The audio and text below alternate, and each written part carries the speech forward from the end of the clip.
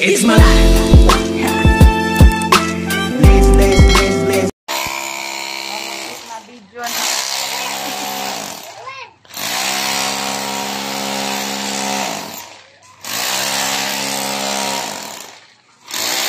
Mga boss, dati ito kasi may puso ito. Nung gagawin namin ay lalagyan namin yung puso. Bubuhayin namin yung puso niya.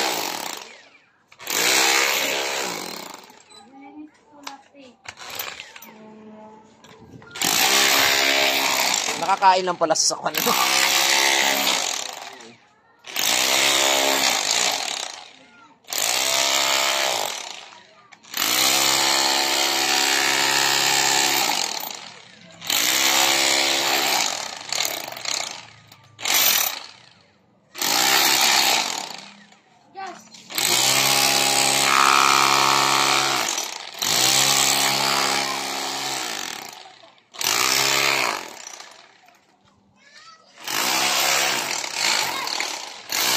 Ito yan sa harapan ng bahay ko.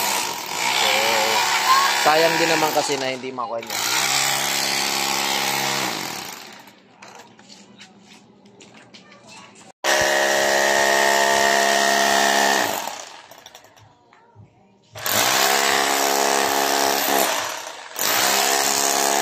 Barado kasi mga boss ko, kaya kailangan namin tanggalin yung bara niyan kasi bubuhayin namin yung puso.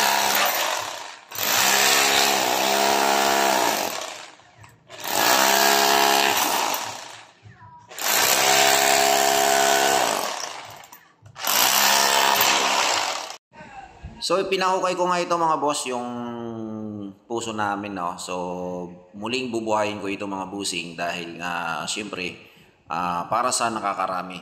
So, nung pinachipping ko ito mga boss sa aking mga kumpare, kung mapapansin nyo ay nag-elbow pala ito, dito pa papunta sa gilid, tapos hinahanap namin yung elbow nitong pababa. So, na-identify namin na wala doon sa kinalalagayan ng puso, no? Akala namin nakadiretso na doon yung kanyang tubo pababa. So, yan. At pinipilit pa rin namin na hanapin anong oras na ito. Halos paggabi na ito. Mag alas 6 na ito ng gabi mga busing. Partida pa yan. Ay lasing yung aking kapitbahay na yan, no? Tinanong paghawak ng barina. Mukhang unsafe pa yung paggamit niya. So, hindi ko nagustuhan. Kaya sabi ko dun sa kumpare ko kay Parang Gerald, ay tanggalin mo at ikaw na ang mag-chipping yan. So, yun, no? Nung na-identify nga mga bossing, ay pumaroon pa yan siya. So, kumaliwa pa yung tubo na yan, yung piping na yan. So, hindi pa namin basta-basta nakita yan. At nung nalaman namin na ang pipe na yan ay nakadalawang ilbo pala yan mga busing bago pumunta dito sa may kalagitnaan. So, pinuwersa na ng aking kumpare para makita yan. At na-identify namin na nandito pala sa tagiliran, no? At pansinin nyo, ay talagang napakakuan, ha? Talagang napakahirap bakbakin yan mga boss kasi nga sulit yung pagkakabuhos ng aking mga kasama. So, yun mga boss, kung mapapansin nyo, nandito na nga yung puno niya. Okay, so yan, pinababakbak ko na yan kasi pumasok si Paring Gerald. Yung good morning mga boss. So, nandito pala namin natagpuan yung abang nitong puso na to. So, galing doon, nag-elbow siya. Tapos, tumusot dito. So, hindi kasi namin alam. So, ganyan ang nangyari.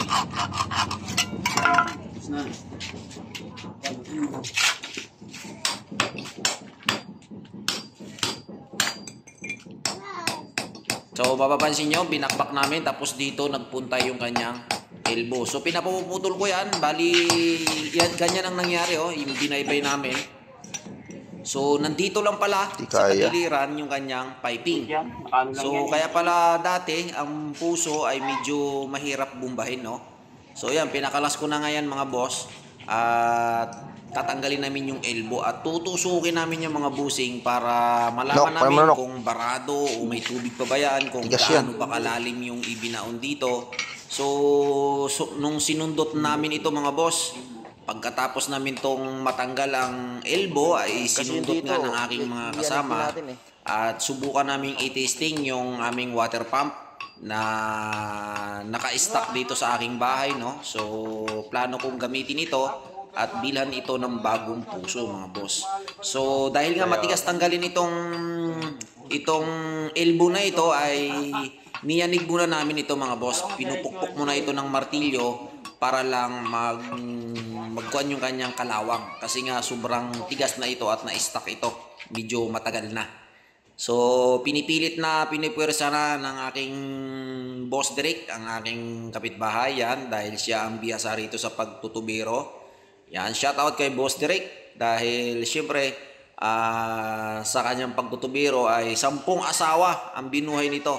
Ang problema ay patay ata ang 6. De, joke lang. So ayan, nung pinipilit namin kalasin ito, mga boss, ay natanggal na nga namin yan. Sa pagkakataon na yan ay yun, umikot na namin natanggalin yung elbow. Yan.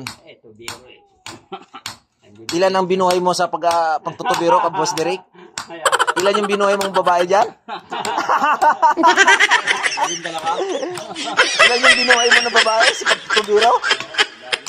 Madami.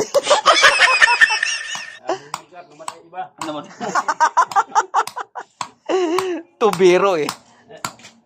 Oh, yan yung tunay na tubero, mga busing.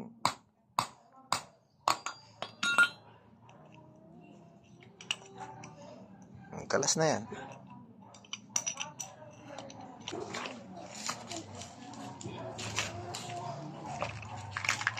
Tubiro yung si Kaderick eh.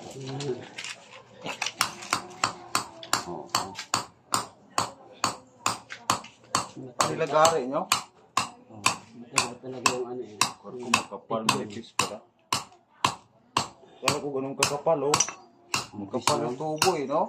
Manipis. Manipis nga yan. Pero sinaang tubo yan, hindi pa masyadong nakaralo.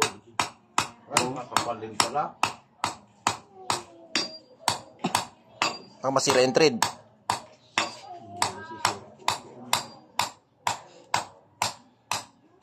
Ay, papalit din yan? Yan. Hindi na. Palitan ng tido. Yan, ilalagay dyan. 10 ang asawang binuhay dyan sa pagtutubiro ni Boss Derek.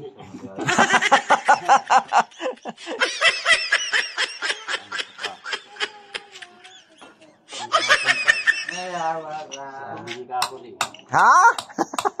May asim, ha? Pula na naman ang ano yun. Hasang. Bagong ligo, pula na naman ang uso.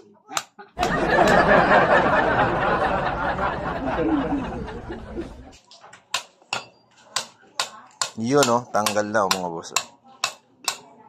Matalino talaga si Boss D. Wala nang isip-isip yan, no? Oh, right. Sariwa pa yun, Kwan? So, sariwa pa yung thread? Aming ano? Kalawang, sundutin mo. Kalawang. Pasundot. Yung bakal.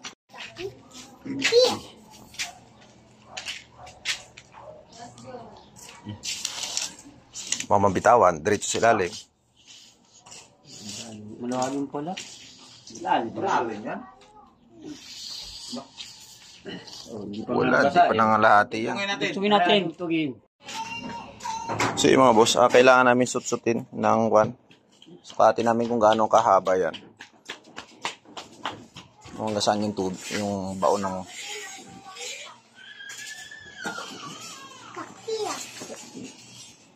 Lalim. Lalim talaga yan. Ito, 21 na itong bakal na ito eh.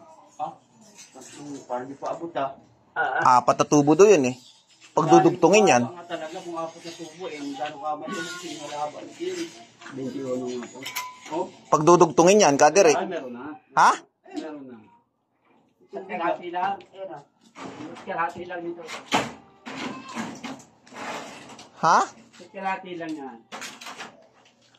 Pag umabot ka na hanggang dito yan, hanggang dito ang tubig, ang lawit yan. Pwede na. Hindi na yun. Ayun o. Oo nga, meron na ito. Hanggang Siyempre, dito yan, ang lawit. Tubig na to eh. Hindi na nga yan, kaya kailangan hanggang dito pa. Para pa... Dugtungan pa siguro natin yan. Wieldingan natin yan. Hindi naman ito na nga. Ayun na, ito na. Ang ganun na lang pala kalahati. Asukatan na lang. Ay hindi, baka magkakapos lagi sa tubig. Hindi naman. Hindi ko kakapos, ano na yun, tubig na yun. So yun nga mga boss, no, ang ginawa namin ay pinatusok ko ng bakal yan at napag-alaman namin na parang mababaw pa yata yung pagkakatusok namin at sumagad na. So nung na-identify namin mga boss, kasi nung ginawa kasi itong puso ito dati, walang mga lalaki dito. So ang nandito ay karamihan puro mga babae or yung mga asawa ng aming mga kapitbahay, no. So, na-identify nga, boss, na ang tubo ay mababaw. So, hindi kami nagtataka bakit mababaw ito mga busing, no? So, ang ginawa namin ay tinestingan namin ito. So, minarkira namin at nilagyan namin ng tanda kung hanggang saan ang tubo na binaon namin. Alright? So, hindi kami makapaniwala kasi may nakapagsabi sa amin na ang tubong binaon dito ay 4 na D20. 20 feet, 4 na piraso. So, sa 20 feet kasi, 6 meters yan ang haba ng isang D20 na tubo. So, bali 26 or 24. Okay, so ngayon ang ginawa ay tinisting namin to mga boss, no, na baunan ng PVC, talagang napakababaw. So, ang ginawa namin mga boss, kami ay inulit namin ito at sinutsot na pag-alaman namin na barado lang ito ang nasa kalagitnaan. So, abangan nyo ang part of video nito mga boss para ma-identify natin kung gaano ba kalalim talaga itong puso o yung PVC na ibinaon dito sa lupa. Hindi yan maubusan. Dito. Hindi yan maubusan, Kadrik. Hindi maubusan yan. Habang tumatagal yan, hindi babaho ang tubig niyan, no? Busan yung chlorine boy. Lalo babalo na yan. Buo na chlorine.